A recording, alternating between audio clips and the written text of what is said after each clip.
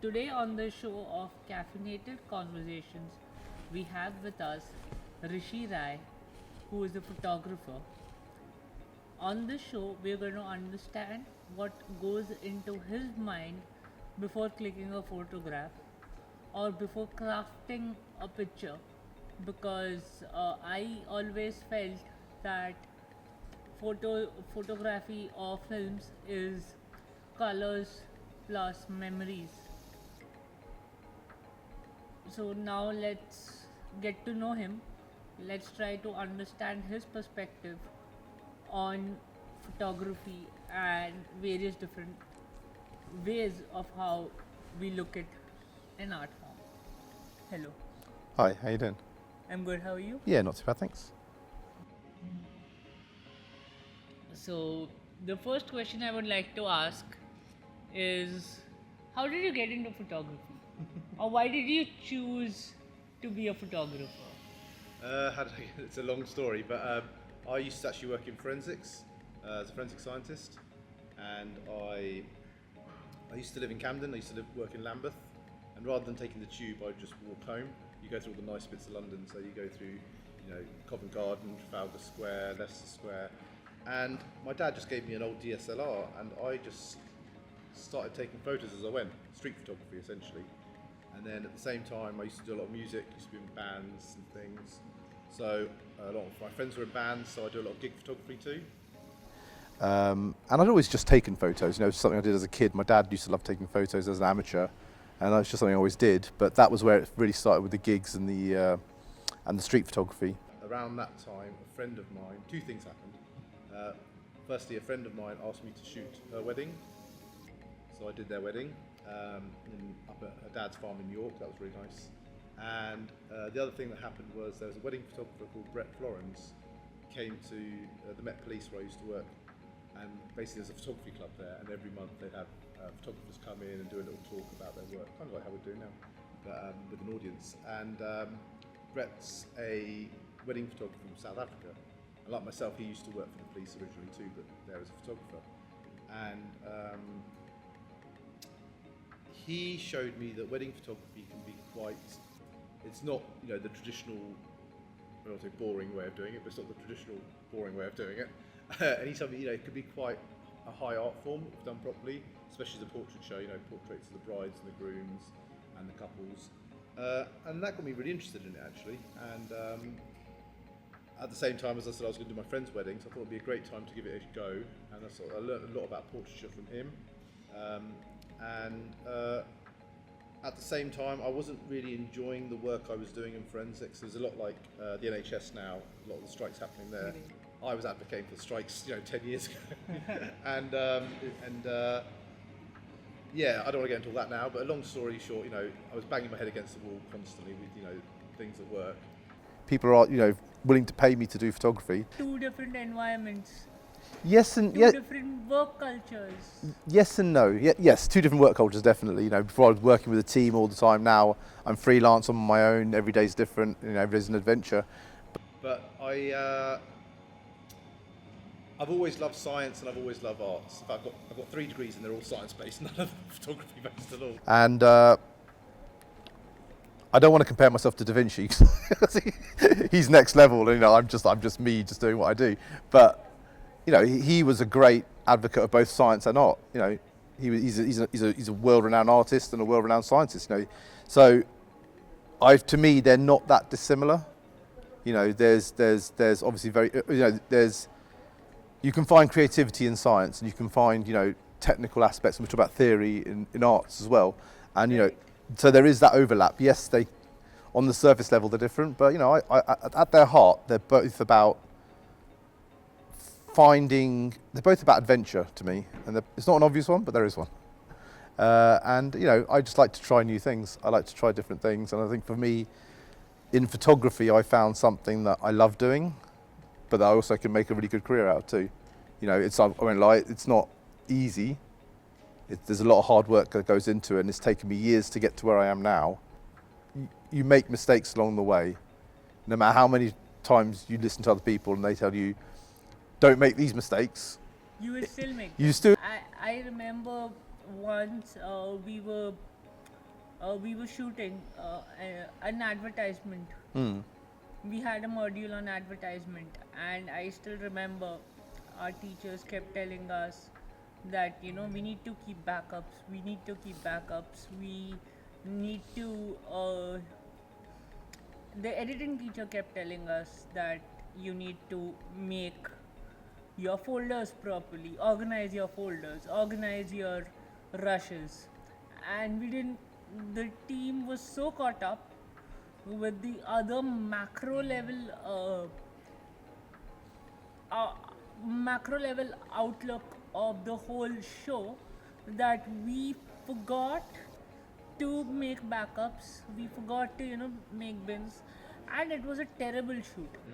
But luckily, we got the chance to reshoot the whole thing. Yeah. We got the same location, we got the same actors back. That's lucky. That was actually lucky. Yeah. Not sometimes you're not so lucky. No. And this was a college shoot, so it's okay. With student films, I think actors are quite forgiving. They understand, some things don't always go right. So, yes, you're lucky that you managed to get everything, location, actors, everything you can do. But what you said about backups and making mistakes reminds me of two stories. One. Let's hear them now. Yeah. One is, so a mistake I made really early on. So after doing weddings, I went into doing more portrait photography. I've got my own studio in Uxbridge that I use, and one of the first headshot shoots I did, I think there was a gentleman who'd come in. He had shirt and blazer and a jacket on, and we shot loads, and it was a great shoot. I felt really good, and he had a couple of outfit changes. And on one of the outfits, I didn't realise until I was looking at the photos afterwards and editing them, he had one shirt collar under his jacket and one outside the jacket. And I was devastated. I was like, this is, because it was such an obvious thing. Do you know what I mean? Sometimes when you take photos, you're just looking at the big picture. I'm looking at shapes, I'm looking at lights, I'm looking at all that. And you just miss something so obvious, like the collar being out of place. But, luckily, he was quite understanding. He was a really nice guy. We shot loads of other things, outfits and stuff. He was actually a drag queen as well, and he worked for the NHS. So we did some of the drag outfits, and then we did some kind of more businessy type ones too. And it helped me too, because I got a portfolio out of it as well. But he was really helpful. He was really really understanding. He's like, "Oh, don't worry about it." And but I did worry about it. Yeah, I think you've got to be your own biggest critic. Even now, to this day, I worry about every shoot I do with a client until I've sent them the photos and they said, "Oh, I love the photos. I'm happy with these." Until that moment, I'm like, I could do this better. I could have done this, but it doesn't matter how much they love it. I'm not happy until I know they love it. But I'm not happy until I know I've done the best I can with it. But anyway, so I learned from that with the collar, and it was a devastating mistake at the time. But now I always check people's collars before, it's another thing I've added to the list. And it's more of understanding yourself better through an art form. Yeah. You understand yourself better through painting. You understand. That is why in most of the schools and colleges, they used to give us, art classes or drawing classes. That was not only drawing classes, that was much more than that. Yeah. That was not building your creativity. That was building your creativity, but at the same time, that was also improving your handwriting.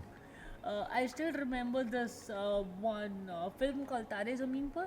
Oh yeah. in which Amir Khan. I love is- Amir Khan. Yeah. You love Amir Khan? Yeah, he's really good. Yeah. Great.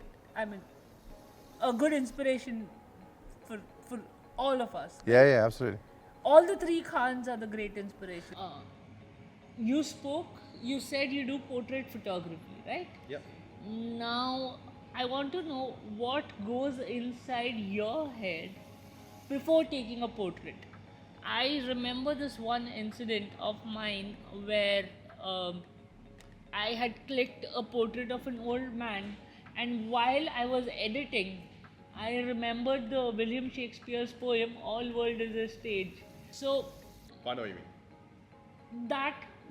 and it was not while clicking the portrait, it was while I was editing this whole thing. this whole thing came into my mind. So what goes into your head? In terms of when I'm shooting, people ask me all the time, "Oh, what are you thinking when you shoot? What do you?" Honestly, a lot of time I don't know. I'm in a zone. I'm in a zone. I'm not. I'm feeling it rather than shooting. I don't. I think it's important to understand the technical aspects of photography. I think it's important to understand the theory and setting up your camera, getting your settings and all that right. But once you've understand that, you kind of need to forget it as well. You need to feel the moment. What feels right? What frame? Like it just becomes second nature. Those things, the framing, the lighting, all that becomes second. You need to feel the moment. So for me, when I'm shooting, I'm not really thinking. I don't. Like I do, obviously, because I'd be dead if I didn't. But I'm not. I'm not thinking about really what all those technical aspects. But what you were asking about, the first thing, the first and most important thing for me in a portraiture shoot, or pretty much any shoot, is to make sure the subject, whoever I'm shooting, is relaxed, is comfortable. That's more important to me than what equipment I've got, what technical aspects I've got, what time constraints I've got, what location. All of that is secondary to me. What's most important is making sure the person, if I'm taking your photo, I want you as relaxed as possible. Because when I'm working with actors love having their photos taken. Well, actually, not all of them. I know some who hate it. But most actors, they know they've got to go for headshots. They know they've got to go for portraits. They understand how to pose. They understand what I'm going to ask them to do. They're easy. I'm happy to shoot them. I like shooting the people who don't want their photos taken. I like the ones that come into me and go, "Oh, I hate having my photo taken," and then when they see the photos at the end, they go, "Oh, I love it." Those are the people I care about. That's the most trickiest part. It's the most tricky. It's most challenging. I'd say challenging more than tricky, but it's my favourite thing. I hate having my photo taken. I absolutely hate it, right? But so I can understand where people come from. I love taking someone who doesn't feel comfortable in front of the camera, who doesn't see their own beauty, and I love to show them that yes, you are beautiful too. I genuinely believe it. Everyone's got, okay, some people are more photogenic than others, certainly, but everyone's got a beauty too. And I want to show that to people. I want people to see, themselves in the best light possible. And yes, that is getting the lighting right. Yes, that is getting the editing right. But it's really about them and how comfortable they are. The more comfortable, the more relaxed they are in front of a camera, the better the photos are going to come out. If I can give you an example of a lady I know, and it's getting to know people. So there was a lady who's she's an interior designer, and she's a wonderful person. And when she talks about her interior design work, she just lights up a room, And she came to my studio. She was booked in for a headshot session, and she turned up. She was 15 minutes late, I think, because she was a bit stressed, and there was a bit of traffic and stuff. So she came a little bit late. She got there. I'm not joking. She spent 15, 20 minutes at least just sitting on the studio floor, hyperventilating. She was that nervous. I've never seen her like this in my life. She was so nervous about having her photos taken. Because I knew her and I knew how passionate she was about her interior design work, I said to her, just talk to me about forget this camera said, just talk to me about your interior design work. And as soon as I did that, she lit up. She was radiant. She was, full of confidence. And I just started shooting, and it was difficult because she was talking. So I had to time it just right to get the shots where it looked like she wasn't talking. So it was tricky, but at the end of it, we got a few shots that she literally almost cried over them, because she was like, I've been to several headshot photographers over the years trying to get photos that I feel get my personality across, and I've never been happy with them. And I said, there was a lot of photos that she's like that because my timing was off, but she was talking a lot. But the ones that we managed to get that looked nice, she loved them. And to this day, one of my favourite headshots, rather than a portrait shot, but headshot that I've ever taken, because I know what went into getting that shot out. And all the things I would do, sometimes I will do like breathing techniques. It sounds a bit hippie-ish, but sometimes I'll do breathing techniques with people, a little bit of meditation to get them relaxed, and I'll make them pose in weird ways because it makes them laugh. I do something I call the Michael Jackson lean. If you've seen, You students are going to be far too young to remember, but if you see like the video for Smooth Criminal, you know what I'm talking about. Yeah. It does help with the photography, the posing, does. but also it makes them feel, why is he making me do these weird things? And it breaks the ice. And Because photography, what I feel when you're doing portraits is the chemistry between the photographer and the subject needs to Yep. be really, really transparent. definitely. Then you cannot have a brick wall between a photographer and a subject Yeah. when you are doing portraits. So for me, a 1 hour, like say you come in for a 1 hour headshot session, I will take photos throughout that headshot session, but really, I could just take a few photos at the end, because what most of the headshot session is about 45 minutes of us just talking to each other, just getting to know. I mean, I take photos during it too, you know. So sometimes you will get nice photos at the beginning, but the people who are not confident, I'd rather talk. What I'm really doing when I'm taking those photos, I'm talking to them. I'm getting to know them.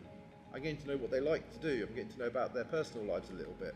I'm getting to get them relaxed.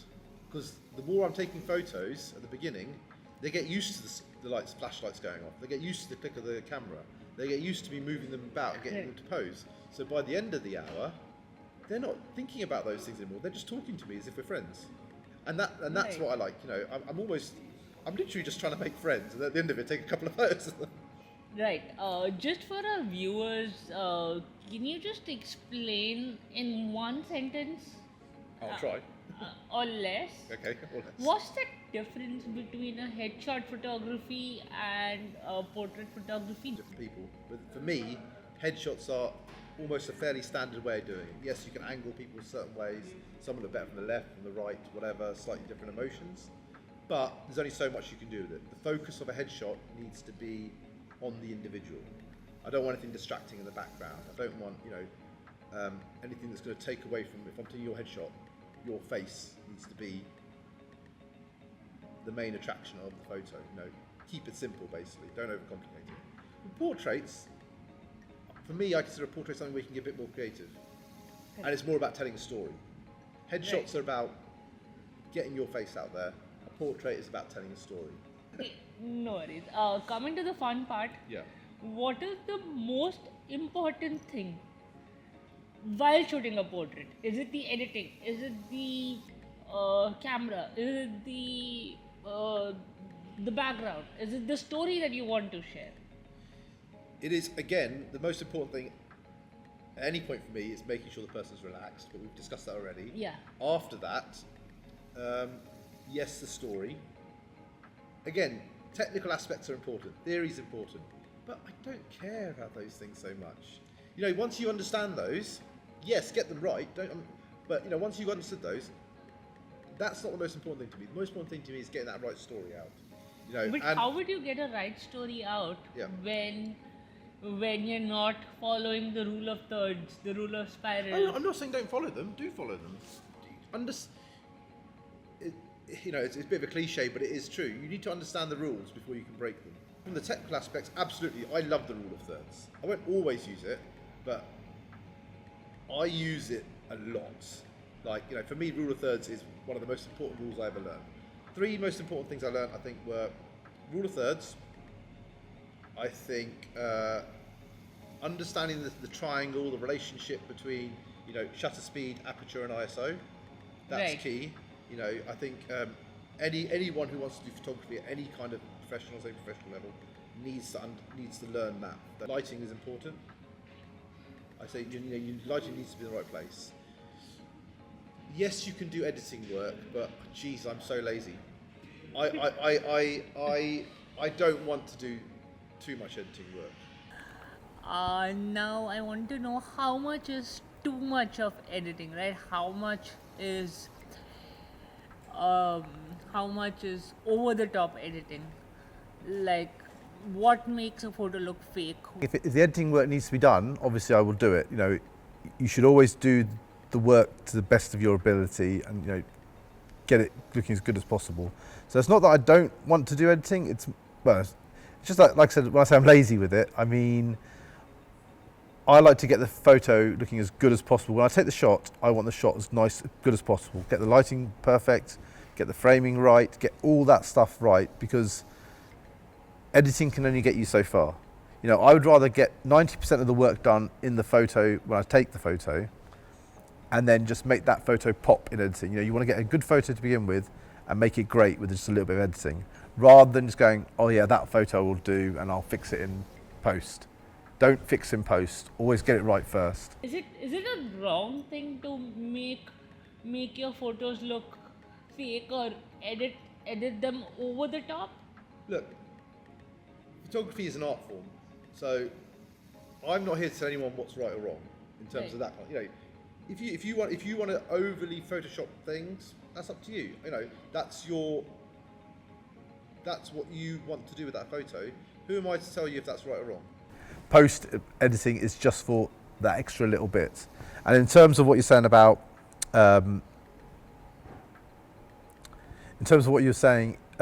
you know, getting that photo, how much is too much? It's the same with portrait artists. I know a lot of them always struggle with knowing when to stop. And that's what you need to learn. You need to learn when to stop. You know, I think one of the worst things that ever happened were Instagram filters. They make things look really fake, and people have an expectation of things that look really fake, you know. And who am I to tell you what's right and what's wrong? You know, art is subjective at the end of the day, just because, Right. you know, but you know what you like and you know what works for you. And for me, I don't like things that look overly fake, you know, unnatural. I don't like skin softening. I'm not a big fan of skin softening, full stop. Where would you rate lighting in the importance of photography? Like, is it the lowest importance? Is it the highest importance? Is it somewhere in the middle? Where would you place lighting?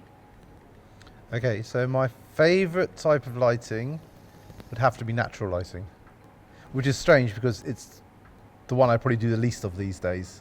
You know, the more commercial, I'm doing a lot of commercial work these days, so I need to have extra strobe lighting. First question would be, where do you draw a line between being an artist and being a businessman? Do you think, you know, there was any actors for that matter? Are they only pure artists, or they are businessmen also? For example, let's compare photographers with actors, right? Because we both interact with an audience in a very different way. Now, talking about actors, they show their work through acting, dialogues, their facial expressions and stuff. So do you think they are businessmen purely? Are they artists purely, or are they a mixture of both? And how do you separate that from a photographer being an artist or a photographer being purely a businessman? And then, yeah. Look, I think if you want to make a living out of this, you shouldn't separate them. Why? Why are they separate? Why can't you be... I've never been comfortable, not just in terms of art and business or whatever, I've never been comfortable being categorised in one place. You know, I've done, also, like I said, I used to work in forensics, I used to work in labs, I've been an actor, I've done modelling work, I've done photography work, you know, I've done video. Just do what makes you happy. But, you know, people are complex. Right. Nobody is just one thing. Got it. You know, I'm a photographer, yes, but I'm also a business owner. I'm also a father. I'm a husband. I'm a son. You know, I'm an actor. I'm a musician. I'm many things in life. You know, I'm somebody who wants to go to the gym but probably doesn't go anywhere near as much as he should do. I'm a lot of things. So you have achieved it there, but you still want to go a little bit Oh, more. you've got to push yourself. You know, I mean, don't get me wrong. I'm in a place now where I'm comfortable, where I'm earning a living. I can look after my family, and touch wood, I'm very lucky. You know, I'm blessed. You know, but that doesn't mean I've stopped having ambitions. You know, I still want to reach out. I want to get further. I want to do more. You know, and if you love something, you need to always be hungry for something more. Correct. Anytime I finish, like you know, I've done a couple of music albums. You know, I've got one on Spotify. But as soon as it was done, that was it. I lost interest. I didn't want to promote it. I didn't want to do anything. I just wanted to get on with the next album, because I've been there, I've done that job. What can I do next? But I think in terms of photography, in terms of business, as two concepts, if you want to be a successful photographer and earn a living from it, whether you freelance, whether you're working for somebody else, whether you're in film and TV, and not just photography, any kind of art form, whether it's acting, or music or anything, you need to be good at both in order to succeed, to get to that level. Like I said, with Brett Florence, the photographer, the advice he gave me, or it wasn't even advice, it was just something he told me that's always stuck with me. There are photographers out there that are much better than me, he said. And he's an amazing photographer, check out his work. But he said, but what I have over them is that I'm also a good businessman. I know my worth. I know how to take good photos, but I also know how to market myself, how to price myself, how to promote myself, how to engage with clients. And that's what you need to, if you want to be successful. And I think, and it took me a long time to to even now, I think my pricing is very fair. But if I'm charging commercial clients a certain fee, I'm comfortable charging them because I know they're going to get value for money. I know I'm worth what I'm charging, Right. But it took me a long time to get there. I was working for peanuts for ages, and they were getting great work out of me. But it can almost work against you if you undercharge, especially commercial How does clients. it work under you? Because people think, why is he so cheap? They'll see the work, think, oh, it looks really nice, but there must be something wrong if he's so cheap.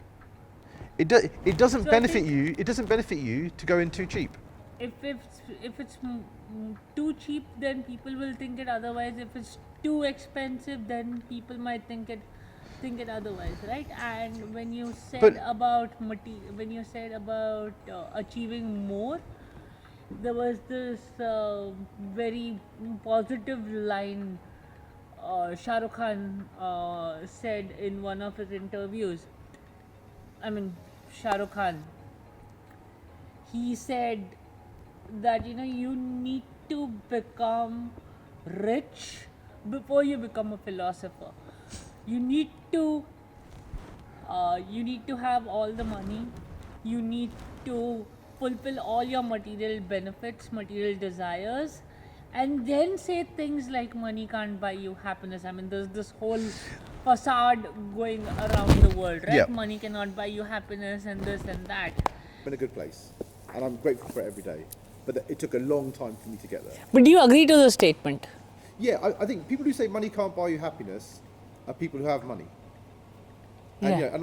I know. So I'm very fortunate in life. I've had ups and downs. We all get them.